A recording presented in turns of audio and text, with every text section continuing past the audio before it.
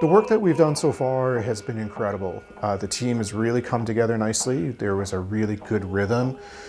We started things in a good way with the cultural and ceremonial work. It was very good to see everyone was respectful and really put the extra effort into getting the work done so far.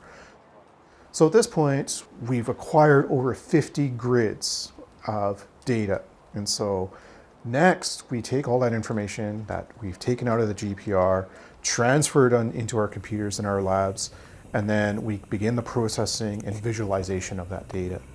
And so typically in any sort of field research, if you spend a day, a week, or a month, there's probably 3 to 4 times amount of effort and time that goes into processing and getting something that's visually representative of these investigations. This is what's called a radargram, and this is showing us from the top of the ground to the bottom of where the signal is at 3 meters.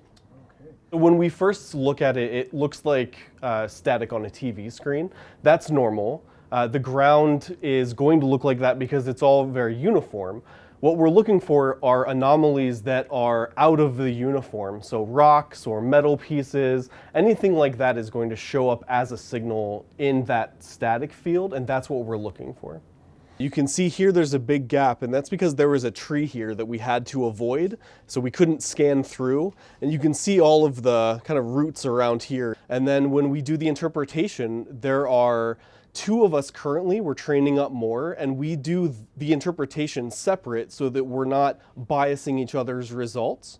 And at the end, we combine all of those together, and we only look at the ones that we both agree are potential anomalies. Our philosophy on this project is to apply all of the possible technologies and techniques and methods that we can. We want to use all of the tools in our toolbox to apply to this because it's such an important project. So far, we've used GPR, or ground penetrating radar. We've also used electrical resistivity, and those are 2 common techniques. LiDAR stands for light detection and range. So where ground penetrating radar is detecting things underneath the surface, LiDAR is just about understanding the ground surface itself. And the importance of LiDAR, the application of LiDAR, really is over a large area to get a sense if there's any subtle depressions in the ground surface. The way we use it in our project here is that we wanted to get a really high resolution image and a sense of the ground surface, and they gathered something like 55 million points on the ground surface at the cemetery.